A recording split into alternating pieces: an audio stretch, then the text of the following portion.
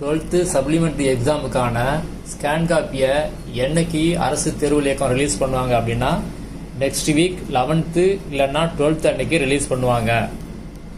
Scan copy டவுன்லோடுக்கான லிங்கை அரசு தேர்வுகள் இயக்கம் ரிலீஸ் பண்ணுவாங்க. அதை கிளிக் பண்ணி அதை நீங்கள் டவுன்லோட் பண்ணிக்கணும். அந்த டைமில் நான் வீடியோ அப்டேட் பண்ணுறேன், மிஸ் பண்ணாமல் பாருங்கள். அந்த லிங்கை கிளிக் பண்ணீங்க அப்படின்னா இந்த மாதிரி பேஜ் ஓப்பன் ஆகும். இதில் முதல் பாக்ஸில் உங்கள் எக்ஸாம் ரோல் நம்பரை என்ட்ரு பண்ணுங்கள். ரெண்டாவது பாக்ஸில் டேட் ஆஃப் பர்த்தை என்ட்ரு பண்ணுங்கள். சர்ச் கொடுத்தீங்க அப்படின்னா உங்கள் ஸ்கேன் காப்பி டவுன்லோட் கேட்கும், டவுன்லோட் பண்ணிக்கிங்க. அதை பிரிண்ட் எடுத்து ஒரு தடவை செக் பண்ணுங்கள். யாரெல்லாம் ஸ்கேன் காப்பிக்கு அப்ளை பண்ணீங்களோ அவங்க மட்டும்தான் ஸ்கேன் காப்பியாக டவுன்லோட் பண்ண முடியும். அதே மாதிரி யாரெல்லாம் அப்ளை பண்ணி டவுன்லோட் பண்ணாங்களோ அவங்க மட்டும்தான் ரீவேல்யூஷன் ரீடோட்டலிங் அப்ளை பண்ண முடியும். நீங்கள் ஸ்கேன் காப்பிக்கு அப்ளை பண்ணலன்னா இப்போ ரீவேல்யூஷன் ரீடோட்டலிங் அப்ளை பண்ண முடியாது. நீங்கள் ஸ்கேன் காப்பியை டவுன்லோட் பண்ண பிறகு ரீவேல்யூஷனா இல்லை ரீடோட்டலிங் இது ரெண்டில் எது அப்ளை பண்ணணும் அப்படின்னு உங்கள் ஆன்சர் ஷீட்டை பார்த்து செக் பண்ணிவிட்டு அதுக்கு பிறகு அப்ளை பண்ணுங்கள். ரீவேல்யூஷனுக்கு வேறு அப்ளிகேஷன், ரீடோட்டலிங்க்கு வேறு அப்ளிகேஷன்.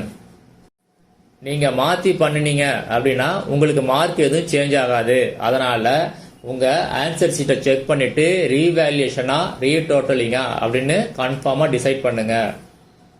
உங்கள் ஆன்சர் ஷீட்டை செக் பண்ண பிறகு ரீவேல்யூஷனா ரீடோட்டலிங்கா எது பண்ணுறது அப்படின்னு பார்க்கலாம். முதல்ல ரீவேல்யூஷன் எப்பெல்லாம் பண்ணணும் அப்படின்னு பார்க்கலாம். உங்கள் ஆன்சருக்கெல்லாம், அதாவது உங்கள் ஆன்சர் ஷீட்டில் உள்ள ஆன்சருக்கெல்லாம் மார்க் ரொம்ப கம்மியாக போட்டிருக்காங்க அப்படின்னு நீங்கள் நினச்சிங்க அப்படின்னா அப்போ மட்டும்தான் நீங்கள் ரீவேல்யூஷன் அப்ளை பண்ண முடியும். உங்கள் ஆன்சர் ஷீட்டில் உள்ள ஆன்சருக்கு மார்க் கம்மியாக போட்டிருக்காங்க அப்படின்னு நீங்கள் ஃபீல் பண்ணீங்க அப்படின்னா அதுக்கு ரீவேல்யூஷன் போகாதீங்க, ரீடோட்டலிங் தான் அப்ளை பண்ணணும். ஆன்சரை கரெக்ட் பண்ணியிருக்காங்க ஆனால் மார்க் கொடுக்கல அப்படின்னா ரீவேல்யூஷன் போகக்கூடாது, ரீடோட்டலிங் தான் போகணும். உங்கள் ஆன்சருக்கு மார்க் கொடுத்துருக்காங்க ஆனால் அந்த மார்க்கை ஃப்ரண்ட் பேஜில் ஆட் பண்ணாமல் இருந்தாங்க அப்படின்னா நீங்கள் கண்டிப்பாக ரீடோட்டலிங் தான் போகணும். உங்கள் ஆன்சர் ஷீட்டில் டோட்டல் மார்க் கூட்டி பார்த்தா கம்மியாக வந்துச்சு அப்படின்னா அதுக்கு நீங்கள் ரீடோட்டலிங் போகணும். உங்கள் ப்ரொவிஷனல் மார்க் ஷீட்டில் உள்ள மார்க்குக்கும் ஸ்கேன் காப்பியில் உள்ள மார்க்குக்கும் டிஃப்ரென்ஸ் இருந்துச்சு அப்படின்னா நீங்கள் ரீடோட்டலிங் போகணும். ரீவேல்யூஷன் ரீடோட்டலிங் பண்ண பிறகு என்ன மார்க் வருதோ அதுதான் ஃபைனல் மார்க். அது அதிகமாகவும் வரலாம் இல்லை கம்மியாக வரலாம், அதுதான் ஃபைனல் மார்க். உங்களுக்கு மார்க்கில் எதுவும் சேஞ்ச் இல்லை அப்படின்னா உங்களுக்கு ரிசல்ட் எதுவும் வராது. ரீவேல்யூஷன் ரீடோட்டலிங் இதோட அப்ளிகேஷன் ஃபார்மை ஆன்லைனில் லிங்காக ரிலீஸ் பண்ணுவாங்க. அதை டவுன்லோட் பண்ணிக்கிங்க. 2 காப்பி டவுன்லோட் பண்ணி ஃபில்அப் பண்ணி ஃபீஸ் கட்டி சப்மிட் பண்ணணும். இப்போ நீங்கள் ஸ்க்ரீனில் பார்க்குறது மார்ச்சில் வந்த ரீவேல்யூஷன் அப்ளிகேஷன் ஃபார்ம். இதை எப்படி ஃபில்அப் பண்ணுறது அப்படின்னு பார்க்கலாம். முதல்ல உங்கள் நேமை பிளாக் லெட்டரில் எழுதிக்கிங்க. ரைட் சைடில் உள்ள பாக்ஸில் உங்கள் எக்ஸாம் ரோல் நம்பரை எழுதிக்கிங்க. முதல் காலத்தில் நீங்கள் எந்த சப்ஜெக்ட்டுக்கு ரீவேல்யூஷன் அப்ளை பண்ண போகிறீங்களோ அந்த சப்ஜெக்ட் நேமை எழுதிக்கிங்க. எத்தனை சப்ஜெக்ட் வேணாலும் நீங்கள் ரீவேல்யூஷன் அப்ளை பண்ணலாம். அடுத்த காலத்தில் நீங்கள் எந்த ரீவேல்யூஷன் அப்ளை பண்ண போகிற சப்ஜெக்டோட கோட் நம்பரை எழுதிக்கிங்க. இந்த கோட் நம்பர் எங்கே இருக்கும் அப்படின்னா ப்ரொவிஷனல் மார்க் ஷீட்டில் இருக்கும், இல்லைன்னா ஹால் டிக்கெட், இதை பார்த்து எழுதிக்கிங்க. அடுத்த காலத்தில் உள்ள பாக்ஸில் அதுக்கு நேராக டிக் மார்க் போட்டுங்க. ஃபீஸை பொறுத்த வரைக்கும் ரீவேல்யூஷனுக்கு ஒரு சப்ஜெக்ட்டுக்கு 505 ரூபாய். அடுத்தது உங்கள் ஆன்சர் ஷீட்டில், அதாவது ஸ்கேன் காப்பியில் எந்த கொஸ்டினுக்கு அதோட பேஜ் நம்பர் எழுதுங்க, கொஸ்டின் நம்பர் எழுதுங்க, என்ன ரீசன்னு நீங்கள் அதில் எழுதணும். கீழே டோட்டல் அமௌண்ட் போட்டுருங்க. அதுக்கு அடுத்தது உள்ள பாக்ஸில் எத்தனை சப்ஜெக்ட் நீங்கள் அப்ளை பண்ண போகிறீங்களோ அதை போட்டுங்க. அடுத்தது 2 பாயிண்ட் கொடுத்துருக்காங்க. முதல் பாயிண்ட் என்ன சொல்லியிருக்காங்க அப்படின்னா ரீவேல்யூஷன் போது உங்கள் ஆன்சர் ஷீட்டை 3 சீனியர் சப்ஜெக்ட் டீச்சர்ஸ் கரெக்ஷன் பண்ணுவாங்க அப்படின்னு சொல்லி கொடுத்துருக்காங்க. ரெண்டாவது பாயிண்ட் என்ன சொல்லியிருக்காங்க அப்படின்னா மார்க் இன்க்ரீஸ் ஆனாலும் சரி டிக்ரீஸ் ஆனாலும் சரி ரீவேல்யூஷனில் என்ன மார்க் வருதோ அதுதான் ஃபைனல் மார்க் அப்படின்னு சொல்லியிருக்காங்க. அடுத்தது டிக்ளரேஷனில் நீங்கள் சைன் பண்ணணும், இல்லைன்னா உங்கள் பேரண்ட் சைன் பண்ணணும். அடுத்தது நோட் சொல்லி சில பாயிண்ட்ஸ் கொடுத்துருப்பாங்க. அதாவது நீங்கள் எங்கே சப்மிட் பண்ணணும் அப்படின்னு சொல்லி கொடுத்துருப்பாங்க.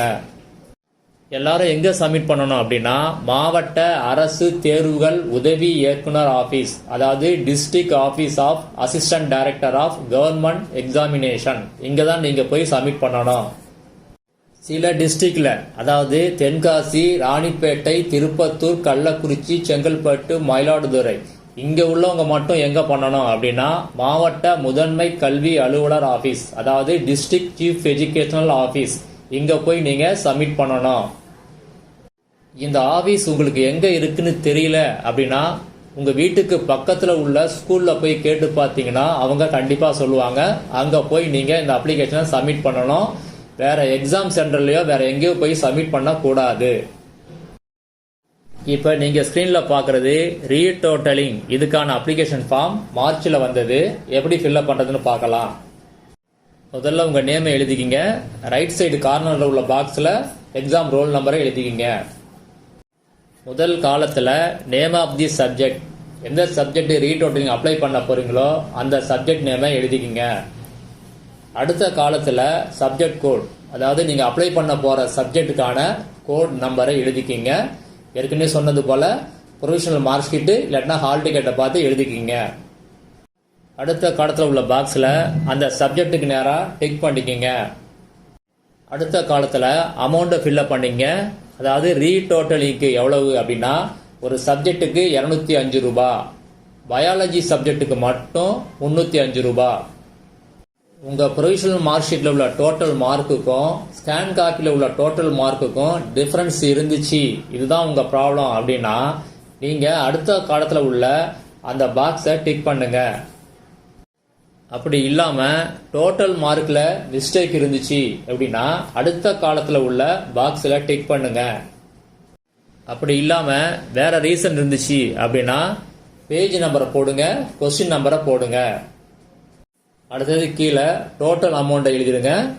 அது கீழே உள்ள பாக்ஸில் எத்தனை சப்ஜெக்ட்டுக்கு நீங்கள் அப்ளை பண்ண போறீங்களோ அதை அந்த பாக்ஸில் எழுதிடுங்க. அடுத்தது ஒரு 5 பாயிண்ட்ஸ் கொடுத்துருக்காங்க. அதாவது ரீடோட்டலிங் எப்போ அப்ளை பண்ணணும் அப்படிங்கிறதுக்கான 5 பாயிண்ட்ஸ். இதை பற்றி ஆல்ரெடி சொல்லியிருக்கேன், இருந்தாலும் ஒரு தடவை பார்த்துடலாம். டோட்டல் மிஸ்டேக் இன் மார்க்ஸ், அதாவது டோட்டல் மார்க்கில் மிஸ்டேக் இருந்துச்சு அப்படின்னா இது நீங்கள் ரீடோட்டலிங் அப்ளை பண்ணணும் அப்படின்னு சொல்லி முதல் பாயிண்ட்ல கொடுத்துருக்காங்க.